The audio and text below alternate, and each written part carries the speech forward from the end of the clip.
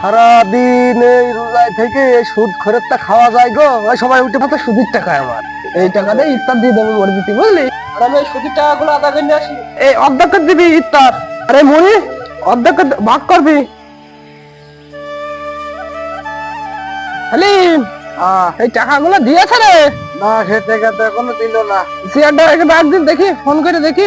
বসে হুজুর, চেয়ারে বসে।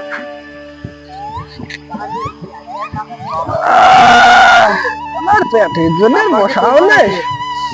হালিম, হ্যাঁ বলে। এই নম্বরটা বল দিলে ফোন দি। 746 আচ্ছা, 70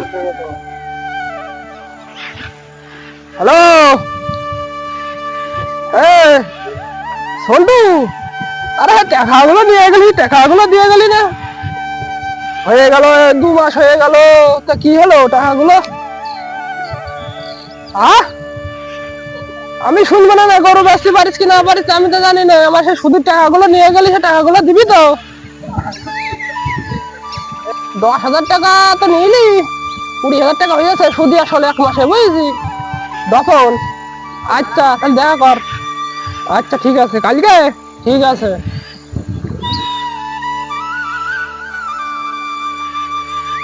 বলেন। সুদের টাকা বাকি কেন নিতে আসছে না নাকি? এই তো মনে সাথে দেখা গেল। হালিম, বলেন মালিক। এই যে আছে পার্টিটা আইছে। কি তোর খবর কি? মহাজন, কি হলো? আমি বিপদে পড়েছি, কিছু টাকার দরকার। বলছি তুই তো টাকা নিতে আলি, আমি তো হাওলা তো দিনে সুদি ছাড়া। তা হালিম, বলেন। কি সুদি দেবো? কোথা দিয়ে পড়ে তোমার কাছে আসে? সুদ ছাড়া তো আর এমনি আসে না কেউ। এখন আই আছে, দেখো বাড়িতে গরু ছাগল আছে। আচ্ছা ঠিক আছে, টাকাগুলো বের কর দিনি। কত নেবে শোনেন আগে হুজুর? টাকাগুলো বান্ডিল তো বের কর। এই যে বান্ডেল, এই যে বান্ডেল হুজুর, ধরেন। কত লাগবে টাকা? মহাজন, হ্যাঁ, বল। 10,000 টাকা দিলেই হবে নে। 10,000 টাকা? 10,000 টাকা কত জানিস তো? কত মহাজন?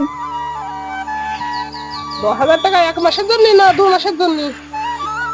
5 দিনের জন্য? 2 মাসের জন্যই। 2 মাসে 30,000 লাগবে। এত বেশি কেন মহাজন? তাই লোক সিরিয়াল আছে। এই সালিম, বলেন নাহলে বাদ দে। সালিম, বলেন হুজুর। টাকা তাহলে দিয়ে দিলাম। দেন, সমস্যা নেই। কত? 10,000 না 20,000? 20,000 দেন। 20,000 30,000 লাগবে না? যাই হবে না, আপনি দেন তো। আচ্ছা ঠিক আছে, 1 2 3 6 9 18 20।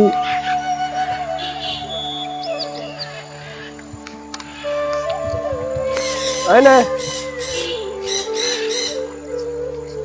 শুধু আসলে টাকাগুলো দিয়ে আবার ভালোই হবে।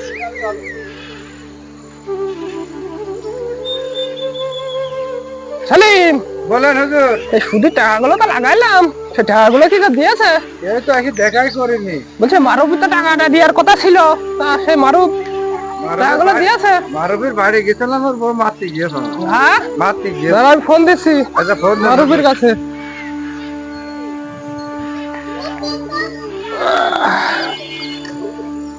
হ্যাঁ মারুফ, এই টাকাগুলো নিয়ে গেলে, টাকাগুলো দিয়ে গেলে, সুদের টাকাগুলো।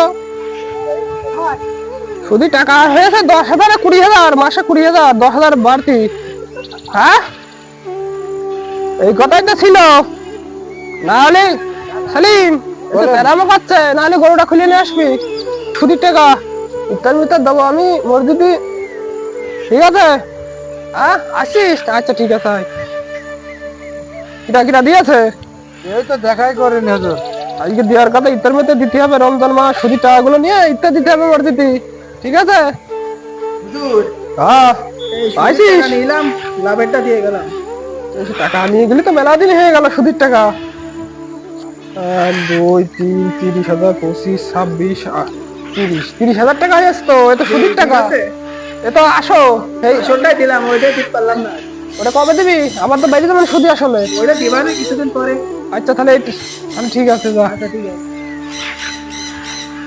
খালি বলেন হুজুর। তো ভালোই হতো সুদির টাকায় আমার, এই টাকাতে ইফতার দিয়ে দেবো মরে দিতে, বুঝলি? আসল তো থেকেই গেল, এরা মানে তো ভালোই হচ্ছে। তাহলে এই টাকা নিয়ে ইফতার দিয়ে দেবো না, তাহলে দেন আর কি করা যায়। আজকে ইফতার দিয়ে দেবো, বুঝলি? আচ্ছা আজকে দিয়ে দেন। তাহলে এই টাকাগুলো ইফতারের জন্য করছে না, কেনাকাটি করছে না, টাকাগুলো ইফতার ডাক, ইফতারের জিনিস নিয়ে আসবি।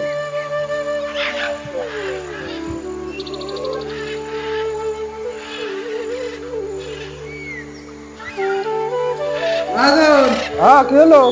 আপনি যে টাকা দিচ্ছেন সেই টাকায় কি ইফতার হয়? কেন হয় না কেন? দেখেন কত খেয়ে আপনার তো তৃপ্তি কেন? আরে তুই নিজের লোক আর আমি কি বললি হয়? আর পাড়া বসে লোকজন খাওয়া খাওয়া যাবে যাবে না। ওই হবে না, ওই হয়ে যাবে না, তাই বেশি যাবে না, বরকত দেবে না আল্লাহ। রাখ ওই দিনের ঘরে টেবিলি রাখ। হাসান শুনে যা ভাই। কি আছে ভাই? এত তাড়াতাড়ি ওই পাড়ায় কনে যাচ্ছি? ওই যে সুধীর মহাজন ইফতারি দিচ্ছে, আমার আবার এক্সট্রা ভাবে দাওয়াত করেছ তো, তাই? কমপ্লিট করতে হবে। ঠিক আছে যা, আমি একটু পরে আসছি। আচ্ছা ঠিক আছে, আসো। ঠিক আছে যা। কি ব্যাপার, তুমি আগে আগে লেগে গেছ? মহাজন আমার আসতে বললো, দাও আমু করি। হাতে হাতে করার জন্য কি হয়েছে একদম দেখি। আরে সব হয়েছে অদ্ভুত, এটা খোল দিনে দেখি দেখি।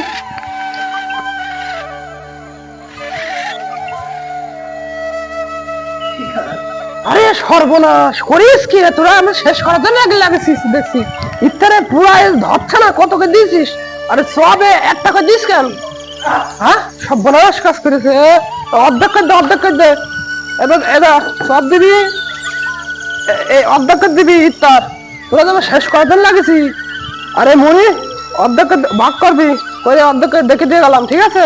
এইভাবে ইফতার দিবি। আচ্ছা ঠিক আছে, যান। খালি ইফতার গুলো ঠিক করা, আমি ওই যেটু দেখে গেলাম অর্ধেক দিবা মুড়ি আর ওই ঠিক আছে, সব অর্ধেক দিবা, টাকা দিবা না। আর আমি ওই সুতির টাকাগুলো আদা করে নিয়ে আসি, ঠিক আছে? সুতির টাকাগুলো আনতে গেলাম। আচ্ছা ঠিক আছে, যান। এই যে মহাজন এত কিপটি কেন, এত কিপটি কেন? সুদির টাকা খাওয়াচ্ছে মানুষের, তা আবার বলতে অর্ধেক করে দিতে, এটা মানুষের অর্ধেক করে দেওয়া যায় হাজার কত? আমি এখানে নতুন, আপনি তো সারা জীবন তার সাথে থাকতেন, আপনি জানেন সেটা, আমি কিভাবে বলবো? মানুষ কিপটি দেখেছে, এরকম কিপটি তো আমি কোনো জায়গায় দেখিনি। আমারও তো ভালো ভালো জায়গাতে সেই ইফতারি বানানোর জন্য দাওয়াত, এরকম কীর্তি লোক আমি দেখি নাই। এ সুদির লোকের পেছনে থাকা যাবে না। এ চাকরি ছেড়ে দে না, লোকে যা বলে বলবেন, ইফতারটা তাকে দিয়ে দিই। তাই করেন আর কি করবেন। দেন।